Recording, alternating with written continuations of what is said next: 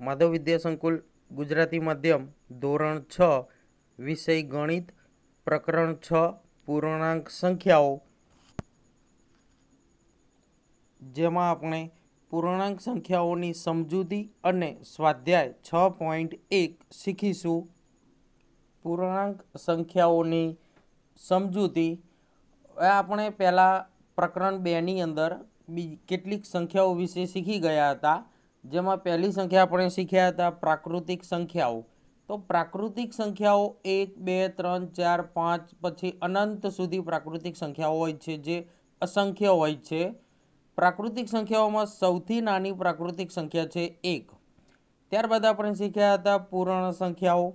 તો પૂર્ણ સંખ્યાઓ શૂન્યથી શરૂ થાય, 0 1 2 3 4 અને અસંખ્ય પૂર્ણ સંખ્યાઓ હોય છે.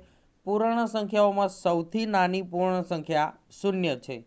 તો તેવી જ રીતે આપણે હવે પૂર્ણાંક સંખ્યાઓ વિશે શીખવાનું છે. પૂર્ણાંક સંખ્યાઓમાં ઋણ પૂર્ણ સંખ્યાઓ, શૂન્ય અને ધન પૂર્ણ સંખ્યાઓ મળીને પૂર્ણાંક સંખ્યાઓ બને છે. તો અહીંયા આપણે પૂર્ણાંક સંખ્યાઓની એક સંખ્યા રેખા આપેલી છે, જેમાં શૂન્યની જમણી બાજુએ 1 2 3 4 5 6 અને અનંત સુધી સંખ્યાઓ આવતી હોય છે, અને શૂન્યની ડાબી બાજુએ -1 -2 -3 -4 -5 -6 અને આગળ અનંત સુધી સંખ્યાઓ આવતી હોય છે. શૂન્યથી આપણે જોઈએ તો જમણી બાજુમાં ધન પૂર્ણાંકો જોવા મળે છે. તો શૂન્યની જમણી બાજુમાં ધન પૂર્ણાંકો આવે છે, અને શૂન્યની ડાબી બાજુમાં આ આપણો જે ડાબો હાથ આવે તેને કહેવાય ડાબી બાજુ, અને જમણો હાથ હોય એ જમણી બાજુ. ડાબી બાજુમાં ઋણ પૂર્ણાંકો આવે છે. ઋણ પૂર્ણાંકો જેને આપણે માઇનસ સંખ્યાઓ પણ કહીએ, -1 -2 -3 -4 શૂન્યની જમણી બાજુમાં મોટા પૂર્ણાંકો આવે છે, અને શૂન્યની ડાબી બાજુમાં નાના પૂર્ણાંકો આવે છે. હવે શૂન્ય એ ધન પૂર્ણાંક નથી કે ઋણ પૂર્ણાંક પણ નથી. શૂન્ય એ તટસ્થ સંખ્યા કહેવાય પૂર્ણાંક સંખ્યાઓની અંદર, કેમ કે તેને ધન પણ ન ગણાય અને ઋણ સંખ્યા પણ ન ગણાય. શૂન્યની નીચેની તરફ જઈએ ત્યાં ઋણ પૂર્ણાંકો મળે છે, અને શૂન્યની ઉપર તરફ જતા ધન પૂર્ણાંકો મળે છે. સંખ્યા રેખા ઉપર કોઈ પૂર્ણાંકની જમણી બાજુનો પૂર્ણાંક તે પૂર્ણાંકથી મોટો જ હોય છે. જેમ કે આપણે સંખ્યા રેખા દોરીએ અને આ સંખ્યા રેખા ઉપર આપણે બે પૂર્ણાંકો દર્શાવીએ, દાખલા તરીકે -8 અને -7. તો હવે આ -8 અને -7 બંને પૂર્ણાંકોમાં -7 જમણી બાજુ આવે અને -8 ડાબી બાજુ આવે છે. તો સંખ્યા રેખા ઉપર આપેલ બે પૂર્ણાંકોમાં જમણી બાજુનો જે પૂર્ણાંક હોય છે તે હંમેશા મોટો જ હોય છે. તો આ જમણી બાજુ આવેલો પૂર્ણાંક -7 એ મોટા પૂર્ણાંક છે, અને સંખ્યા રેખા ઉપર કોઈ પૂર્ણાંકની ડાબી બાજુનો પૂર્ણાંક તે પૂર્ણાંકથી નાનો જ હોય છે. તો આ જ સંખ્યા રેખામાં આપણે જોઈએ તો -7ની ડાબી બાજુમાં -8 આપેલા છે. તો -7 કરતાં -8 નાની સંખ્યા છે, નાનો પૂર્ણાંક છે. હવે આપણે જોઈએ તો કોઈ પણ શૂન્ય કરતાં જે ધન પૂર્ણાંક આપેલો હોય તો શૂન્ય કરતાં ધન પૂર્ણાંક હંમેશા મોટો હોય છે. ત્યારબાદ શૂન્ય કરતાં ગમે તે ઋણ પૂર્ણાંક આપેલો હોય તો શૂન્ય કરતાં આ ઋણ પૂર્ણાંક હંમેશા નાના હોય છે.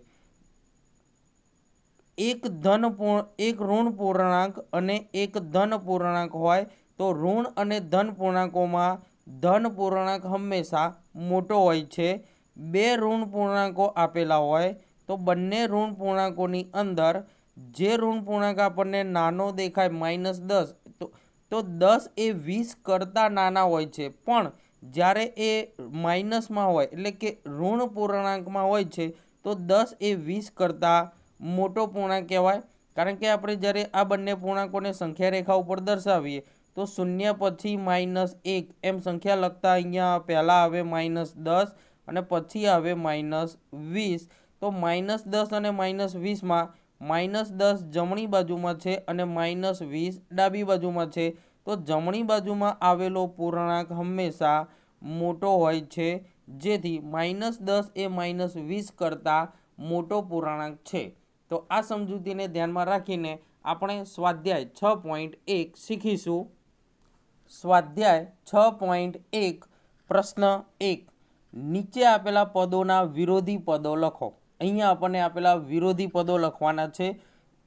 વજનમાં વધારો, તો આપણે આનું વિરોધી પદ લખીશું। અહીંયા વજનમાં વધારો આપેલો છે, તો એનું વિરોધી થશે વજનમાં ઘટાડો। 30 કિલોમીટર ઉત્તરમાં, તો એનું વિરોધી પદ થશે 30 કિલોમીટર उत्तरना बदले આપણે विरोधी दिशा लखीशू दक्षिण, तो 30 किलोमीटर दक्षिण में 326 BC, तो अहींया આપણે विरोधी पद में लखीशू 326 B, B नी आगळनो पूर्णांक आवे संख्या आवे A અને C नी पछीनो अंक आवे D, तो एक बाजू આપણે આગળની तरफ बीजी बाजू पाछळनी तरफ એટલે કે 226 AD। 700 રૂપિયાનું नुकसान, तो अहींया आपणे जे नुकसान आपेलू छे तेनो विरोधी पद आपणे लखीशू, तो 700 रूपियानो फायदो अथवा 700 रूपियानो नफो। दरियानी सपाटीथी 100 मीटर उपरनी तरफ, तो अहींया जे उपरनी तरफ जाय छे एने आपणे विरोधी पद लखीशू, तो नीचेनी तरफ थाय उपरनु विरोधी नीचे थशे, तो दरियानी सपाटीथी 100 मीटर नीचे। तो आ रीते आपणे आपेला पदोना विरोधी पदो लखवाना छे। त्यारबाद प्रश्न 2, नीचेनी संख्याओने योग्य संकेतो साथे पूर्णांको तरीके दर्शावो। नीचेनी आपणे जे संख्याओ आपेली होय ते संख्याने आपणे धन पूर्णांक अथवा ऋण पूर्णांक में दर्शाववानी छे। एक विमान जमीन उपरथी 2000 मीटरनी ऊंचाई पर उड़ी रह्यु छे। तो जमीन उपरथी 2000 मीटरनी ऊंचाई पर उड़े छे, तो जमीन थी जेम आपणे उपरनी तरफ जईए एम धन संख्या में गणाय, तो अहींया आवशे प्लस 2000 एटले के धन पूर्णांक में लखवानुं छे। एक सबमरीन दरियानी सपाटीथी 800 मीटरनी नीचे तरफ जई रही छे। दरियानी सपाटीथी नीचेनी तरफ जाय छे, तो जेम आपणे जोयुं जमीनथी उपरनी तरफ जईए तो धन कहेवाय, अने दरियानी सपाटीमां नीचेनी तरफ जईए तो जे ऋण वडे दर्शावाशे। दरियानी सपाटीथी 800 मीटरनी नीचे तरफ छे, तो अहींया आपणे आवशे ऋण एटले के -800 मीटर।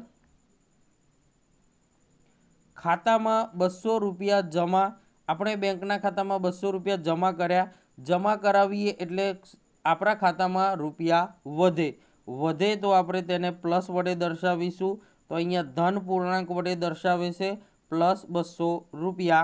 ખાતામાંથી રૂપિયા 700નો ઉપાડ, આપણે ખાતામાંથી પૈસા ઉપાડીએ તો પૈસા ઓછા થાય, તો ઓછી થતી સંખ્યાને આપણે ઋણ પૂર્ણાંક વડે દર્શાવવાની હોય, तो -700 રૂપિયા ઉપાડ કરવામાં આવેલો છે, तो -700 રૂપિયા થશે। નીચે આપેલી સંખ્યાઓને સંખ્યા રેખા પર નિરૂપણ કરો। અહીંયા આપેલી બધી સંખ્યાઓને આપણે સંખ્યા રેખા ઉપર દર્શાવવાની છે। હવે આવી જે સંખ્યા રેખા જ્યારે પણ તમે દોરો પરીક્ષામાં કે નોટની અંદર, તો આ સંખ્યા રેખા પેન્સિલથી દોરવાની છે અને આની ઉપરના અંકો પણ પેન્સિલથી જ લખવાના છે। અહીંયા આપણે દર્શાવવાની છે +5 એટલે કે ધન 5 દર્શાવવાના છે, तो अहींया आपणे जरूरी अंको ज संख्या रेखा उपर लखीशुं। एटली ज संख्या रेखा नानी मोटी दौरवानी छे, जेटला अंको जरूरी होय ते अंको संख्या रेखा उपर आवी जवा जोईए। तो अहींया आपणे +5 धन दर्शाववाना छे, तो शून्यनी जमणी बाजुमां 5 अंक आपणने मळे छे त्यां आपणे आ रीते टपकું करीने एनी उपर वर्तुळ करीशुं अथवा अन्य कोई पण निशानी वडे 5 ने संख्या रेखा उपर दर्शाववाना छे। आ रीते आपणे संख्यानुं निरूपण करवानुं छे। -10 एटले के ऋण 10 दर्शाववाना छे, तो आपणने -10 दर्शाववाना छे एटले के ऋण अंको आपणे वधारे जोईशे, तो धन अंकोमां मात्र आपणे 1 के 2 अंको लखीशुं अने माइनस संख्याओ 10 सुधी आवे तेटली संख्याओ लखीशुं। तो -4 -5 -6 -7 -8 -9 અને -10 -11, तो ज्यां आपने -10 मळे त्यां आपणे तेनुं निरूपण करीशुं। 8 तो आपणे धन अंकोमां 8 दर्शाववाना छे, तो ऋण अंकोमां आपणे 1 के 2 संख्या सुधी ज लखीए। धन अंकोमां 8 आववा जोईए, तो 8 आवे त्यां सुधीना धन अंको लखीशुं। 4, 5, 6, 7, 8 અને 9। तो अहींया 8 दर्शाववाना छे धनमा, तो ज्यां 8 आवे त्यां आपणे तेनुं निरूपण करवानुं छे। -1 तो 0, 1 અને 2, डाबी बाजुमां -1 અને -2। तो आ आपेल पूर्णांक आपणे संख्या रेखा उपर होवो जोईए तेटली ज संख्याओ आपणे लखवानी छे। -6 तो -6 संख्या रेखा उपर आवे त्यां सुधीना ज पूर्णांको आपणे लखीशुं। तो 0, 1, 2, 3, डाबी बाजुमां -1, -2, -3, -4, -5, -6 અને -7। तो जेमां आपणे -6 ने संख्या रेखा उपर निरूपण करीशुं। तो आ रीते आपेल संख्याओने संख्या रेखा उपर निरूपण करी शकाय। त्यारबाद प्रश्न 4, धारो के आकृति एक ऊभी संख्या रेखा छे। आ रीते एक ऊभी संख्या रेखानी आकृति आपणने आपेली छे जे पूर्णांको दर्शावे छे। अहींया आपणने -8 एक पूर्णांक आपेलो छे, तो आ बाजु आपणे बीजा पूर्णांको दर्शावे छे तेनुं निरीक्षण करो अने नीचेना मुद्दाओ शोधो। आ संख्या रेखा उपरथी आपणे नीचे आपेला मुद्दाओ शोधवाना छे। संख्या रेखा उपरथी पहलू ए, जो बिंदु डी पूर्णांक 8 छे तो पछी -8 वाळुं बिंदु कयुं छे? तो बिंदु डी जे आपेलुं छे ते 8 दर्शावे छे, बराबर। जे धन संख्या छे के +8 ए +8 दर्शावे छे, तो -8 वाळुं बिंदु कयुं आवशे आमांथी? तो जेना माटे आपणे बधी ज संख्याओने अहींया संख्या रेखा उपर दर्शावीशुं। तो अहींया +7, 6, 5 जे धन पूर्णांको आपणे शून्यनी उपरनी तरफ दर्शावीशुं अने ऋण पूर्णांकोने शून्यनी नीचे तरफ दर्शावीशुं। -5, -6, -7, -8, -9 અને -10। आमां -8 वाळुं बिंदु आवे छे एफ। तो -8 वाळुं बिंदु कयुं छे? तो -8 वाळुं बिंदु छे एफ। बी, बिंदु जी ऋण पूर्णांक छे के धन पूर्णांक छे? तो आमां आपणे जोईए बिंदु जी आपणने जे आपेलो छे ते बिंदु जी -6 उपर आवे छे। तो -6 ए ऋण पूर्णांक कहेवाय, जेथी जी बिंदु ए ऋण पूर्णांक छे। तो बिंदु जी ए ऋण पूर्णांक छे। बिंदु बी अने ई ना संगत पूर्णांको कया छे? तो बिंदु बी अने ई ना संगत एटले के बिंदु बी कई संख्या उपर छे अने बिंदु ई कई संख्या उपर छे ते संगत एटले के ए बंने बिंदुओ उपर आवती संख्याओ आपणे लखवानी छे। तो बिंदु बी आपणे जोईए तो 4 उपर आवे छे। तो बिंदु बी बराबर 4 अने बिंदु ई आवे छे -10 उपर। तो बिंदु ई बराबर -10। आ संख्या रेखा उपर निर्देश करो के कया बिंदुनी किंमत सौथी ओછી छे। हमणां आपणे जोयुं के समजूतीमां संख्या रेखानी उपर तरफ जे धन पूर्णांको होय ए क्रमशः मोटा थता जाय छे अने शून्यनी नीचे तरफना एटले के डाबी बाजुमां आवता पूर्णांको ऋण पूर्णांको जे क्रमशः नाना थता जाय छे। एटले ऋण पूर्णांकोमां सौथी नानामां नानी संख्या आपणने -10 जे आ संख्या रेखा उपर आपेली छे। तो -10 ए सौथी नानी संख्या छे। तो -10 उपर आवतुं बिंदु ई, तो बिंदु ई नुं मूल्य पण सौथी नानुं होय छे। तो आ संख्या रेखा उपर निर्देश करो के कया बिंदुनी किंमत सौथी ओછી छे। तो आ संख्या रेखा उपर आवेलुं बिंदु ई जेनी किंमत सौथी ओછી छे। बिंदु ई नी किंमत सौथी ओછી -10 छे। तमाम बिंदुओने मूल्यना घटता क्रममां गोठवो। बिंदुओने आपणे घटता क्रममां गोठववाना छे। जो बिंदुओने एटले के आ अंग्रेजी मूळाक्षर जे देखाय छे ए बिंदुओ छे, ए बिंदुओने घटता क्रममां गोठववाना। हवे क्रम घटतो क्यारे होय? तो कि मोटाथी नानो नानो नानो एम घटतो जाय छे। तो मोटा क्रमथी नाना क्रम तरफ आपणे गोठववानी छे। तो अहींया आपणे धन पूर्णांकोथी गोठवता गोठवता ऋण पूर्णांको तरफ जईशुं। तो सौथी मोटो पूर्णांकनुं बिंदु आवे छे डी, एटले सौथी मोटुं बिंदु गणाय डी। त्यारबाद 5 उपरनुं बिंदु आपेलुं छे सी, जे एनाथी 8 करता घटतो क्रम छे। त्यारबाद 5 थी घटतो क्रम 4, जेनी उपर बिंदु आपेलुं छे बी। एना पछी घटता क्रममां बिंदु आवशे ए, त्यारबाद एच, त्यारबाद जी, एफ अने ई। आ रीते आपणे आपेला बिंदुओने घटता क्रममां गोठवीए। प्रश्न 5, वर्षना एक खास दिवसे भारतमां 5 स्थळोना तापमाननी यादी नीचे प्रमाणे छे। अहींया आपणने 5 स्थळोना तापमान आपेला छे।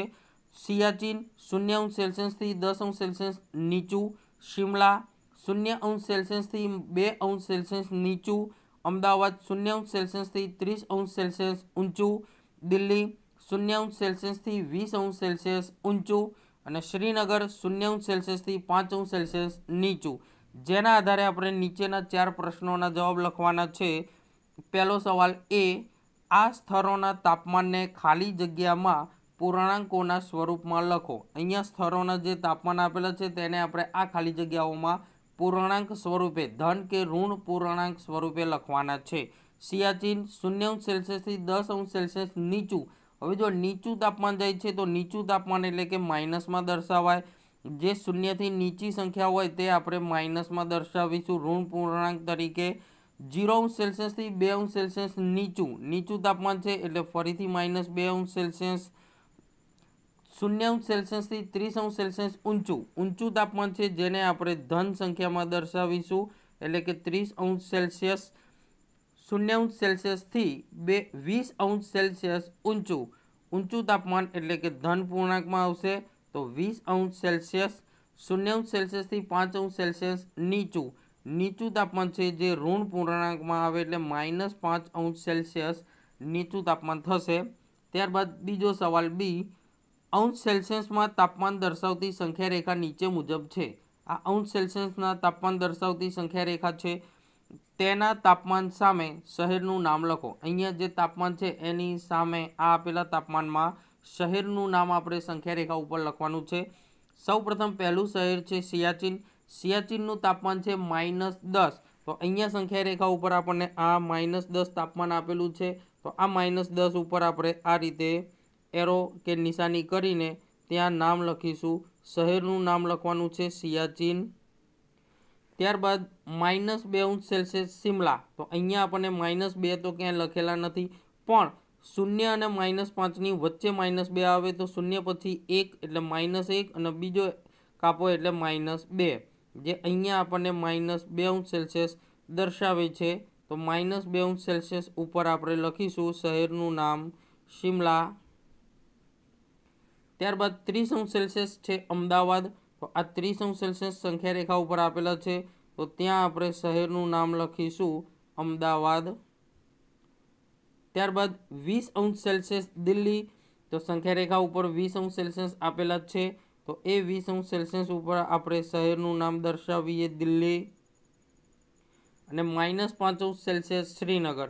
તો અહીંયા વચ્ચે -5° શ્રીનગર આવે છે જેને આપણે અહીંયા લખીશું નામ શ્રીનગર। તો આ રીતે આપણે સંખ્યા રેખા ઉપર બધા શહેરોના નામ લખવાના છે। ત્યારબાદ ત્રીજો સવાલ સી, સૌથી ઠંડુ સ્થળ કયું છે? ઠંડુ એટલે કે જે શહેરનું તાપમાન સૌથી નીચામાં નીચું હોય તેવું શહેર સૌથી ઠંડુ સ્થળ ગણાય। તો અહીંયા આપણે જોઈએ તો સૌથી નીચું તાપમાન આપેલું છે સિયાચીનનું -10°। તો સૌથી ઠંડુ સ્થળ એ સિયાચીન છે। સિયાચીન સૌથી ઠંડુ છે। એવા સ્થળોના નામ લખો જેનું તાપમાન 10° થી ઊંચું છે। હવે 10°, તો ધનની અંદર 10° કરતાં વધુ તાપમાન હોય એવું છે 20°માં દિલ્હી અને 30°માં અમદાવાદ। તો 10° કરતાં ઊંચું તાપમાન ધરાવતા બે શહેરો આપેલા છે અમદાવાદ અને દિલ્હી, જેનું તાપમાન 10° કરતાં પણ ઊંચું આપેલું છે। તો વિદ્યાર્થીઓ, આ વિડીયોની અંદર આપણે પ્રકરણ 6ની પૂર્ણાંક સંખ્યાઓની સમજૂતી અને સ્વાધ્યાય 6.1ના પ્રશ્ન 1 થી 5 સુધીના દાખલા આપણે શીખ્યા। તો આ પ્રશ્ન 1 થી 5 સુધીના દાખલા અને આની સમજૂતી દરેક વિદ્યાર્થીઓએ ગણિતના ચોપડામાં લખવાની છે। પ્રણામ।